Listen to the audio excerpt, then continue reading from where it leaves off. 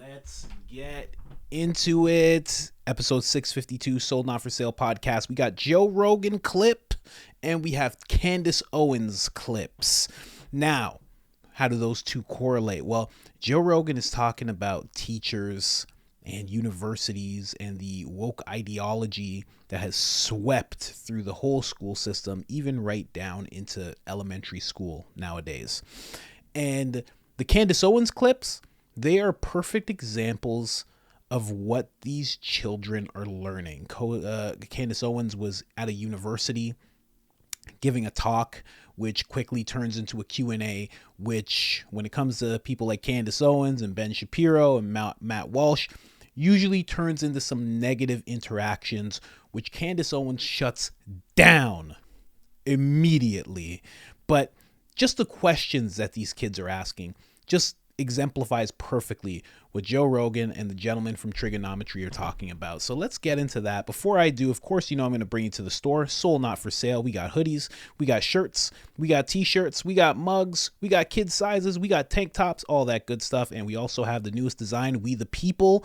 Check that out. We got a hoodie there. We got a women's t-shirt there, tank top, and a male tank top as well. I would get the t-shirt though, because where I am, it is still very, very hot. All of that is available at IamCoachColin.com. And if you want 10% off, all you got to do is put in the discount code IamCoachColin, all capital letters, all one word, one L in the name Colin. And that gets you 10% off on us. Other than that, let's get to this clip. Imagine this, Joe. So I've got actually Constantine went to speak at this festival. It's a very prestigious festival in the UK called How the Light Gets In, right?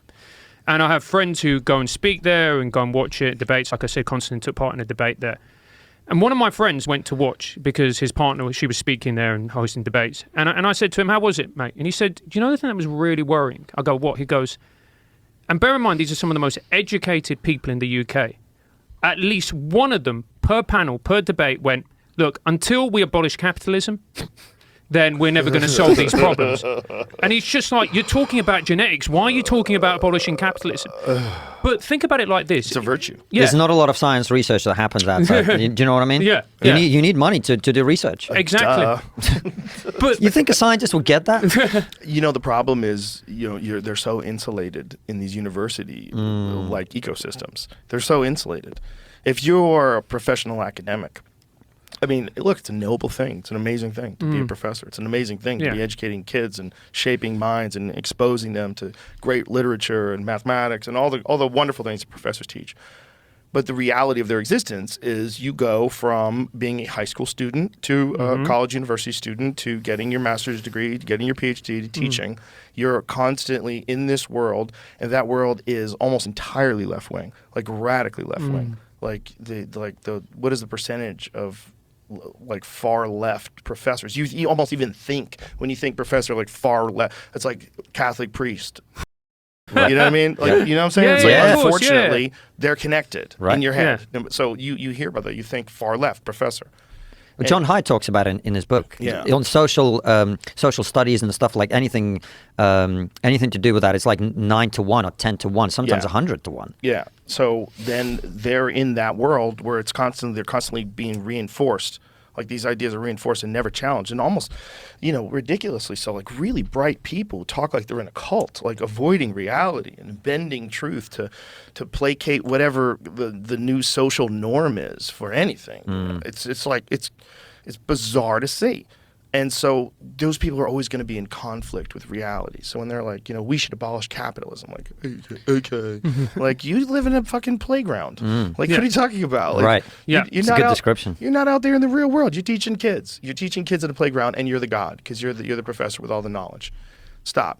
Yeah. No, you can't. It's never been done before, stupid. Like communism never works. We tried. We tried. Look at how that worked out. It leads to violence. It leads to fucking authoritarianism. It leads to dictatorships. You got to enforce people following all these rules. You have to. That's the point. You have to use violence. You have to use violence to make that work. What Yeonmi Park talks about when she talks about her experience in North Korea when she fled North Korea. She said they promised everyone that they would be able to feed everyone if they took over the land. That's how they got everyone's land. That's how they got everybody to give up. And now they're fucked. And that is happening right now in 2023. The way Yeonmi Park describes North Korea is actually the way North Korea is right now. Yeah. So don't think that can't happen here. Don't think that they're regulating podcasts in Canada. Oh yeah, You and see this? I was reading about this bill because I woke up. Oh, I let that run a little long. Whoa. What's all this? Oh, an ad. Ads popping up. Nah, we're not doing the ad today, folks. You guys get enough of that with me, I know. Now, yeah, that's what's going on. Every single time you hear a professor or a student talking about getting rid of capitalism, you always have to ask the question and put what in its place. And usually it's socialism that they want to put in place. But they won't say socialism. They'll say equality. They'll say, oh, how about people not starving? They'll throw all these wild things into it. But what they mean is socialism. And what's really under that is communism. And like Joe said, it never works. It has never worked. Jordan Peterson has so many videos where he details what was actually going on when communism swept through places. I've watched countless documentaries. It's always terrible. I know people who come from Cuba where they had the same thing that Joe was talking about when he was talking about in North Korea. They convinced them to give over the land. Exact same thing. The exact same thing. They convinced them in Cuba, I believe it was to give over the cattle, or maybe it was the land as well. And as soon as they did, that was it. That was it. As soon as you take away, and think about this where you are, as soon as you take away people's ability to sustain themselves, take care of themselves, to be self-sufficient.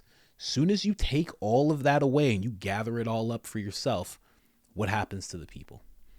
What happens? You take away self-sufficiency, you take away gas cars, you take away all these things where you could just be cash, you take away all these things. What are you left with? You're left with you completely depending on the state. You know, I've said it before, I'll say it again.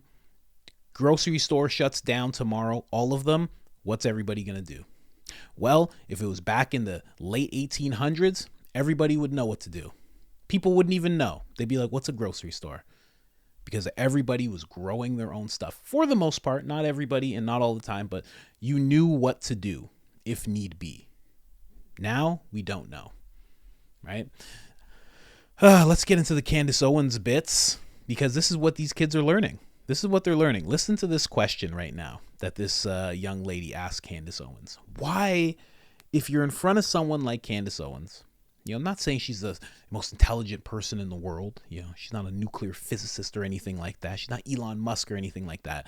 But why is it these are the questions that all of these university students, this lady here with the red hair atop of her brown hair, you know, the regular thing that you see. Why are these the questions that they ask? Let's go. Trans students on this campus who actively feel victimized by your presence here today. Additionally, you just pointed out that this man detransitioned, but earlier in your speech... Guys, I want to hear her. Go ahead. What do I have to say? Just the question, please. No speech. What is the question? What do you have to say to the trans students on this campus who feel actively victimized by your presence here? Life's tough. Get a helmet, man. I'm too pregnant for this. Next question. Trans students on this campus who actively... And that's how you have to shut it down. It's like, what, like they actively feel... What did she say? Let me just go back. What did she say? Her. Go ahead. What do I have to say? Just the question, please. No speech. What is the question? What do you have to say to the trans students on this campus who feel actively victimized by your presence here? Life's tough. Actively victimized by someone's presence. Do you know how crazy that is? Do you know how passively aggressive, it's like passive aggressive authoritarianism. You're kind of saying, well, we feel victimized that you're even here. And it's like this very passive way of being like, you need to leave. You need to leave now. And the only reason you need to leave is because you're making us feel like victims. You're hurting us with your presence. Very, very interesting. Yeah. It's almost like a oddly inverted way. I don't want to say racist or prejudice, but if you did meet somebody who was like overtly racist, they would kind of say the same thing, but more vulgar. They'd be like, get out of here, N-word, get out of here, whatever you are. You leave now because I don't want you here. It's kind of the same thing, you know? And the odd part is she's saying, what do you have to say to them? And it's almost like a way of being like, are you going to leave? You should leave. The same way like the UK government approached Rumble about Russell Brand. Are you going to keep monetizing this person? It's like this odd, it's like a soft threat, very soft threat. I notice they do this a lot on the left. Here's another one. Let's go. As a non-binary person, what do you have to tell me about my identity? Because I know for a fact I'm not confused. Okay, next question. Great statement. That's a statement. That's a statement. Okay, you know your identity. You're not confused. Congratulations, sweetheart. Thank you very much for your statement. You see what I mean? Like the questions. Like, I mean, this one wasn't even a question, but the girl left almost upset that she wasn't getting a fight. She's like rolled her eyes like, are you kidding me? You're not going to like fight me right now? Like, I want something to go and tell to my friends. I want a hero story. I want a victim story of how this woman came to my school and oppressed me. It's very, very interesting what's going on in the schools right now. And I think Joe Rogan said it perfectly when he said, you live in a playground. That's really how it is. You know, you're in these schools, and I haven't been in a school in a long time, thank God. But you're in these places where you're talking about all these ideas, and it's great to work out ideas. It's great to do that. But when you get so much resolve in these ideas and you tribe up so heavy and you dedicate so much, and then you go out to the real world and you try to push these same ideas on everybody else, you're met with what they would call violence, because now somebody's pushing back against your ideas. They don't believe in your ideas. They don't want to hear your ideas. And all of a sudden now that's violence. It's very interesting the way all this goes. And again, they're always looking to get rid of capitalism. They're always looking to install socialism.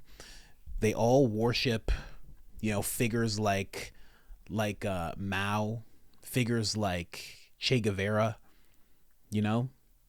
people who at the heart of what they did were mass murderers, Very, very, very interesting. They were oppressors. It's weird that these people who were so focused on not being oppressed and claiming to be oppressed every step of the way in their lives are also worshiping oppressors. It's very, very interesting. Anyways, guys, if you haven't liked the video already, like the video. If you haven't subscribed already, please hit that subscribe button, hit the notification bell. It gets hard to keep up. And other than that, I'm out.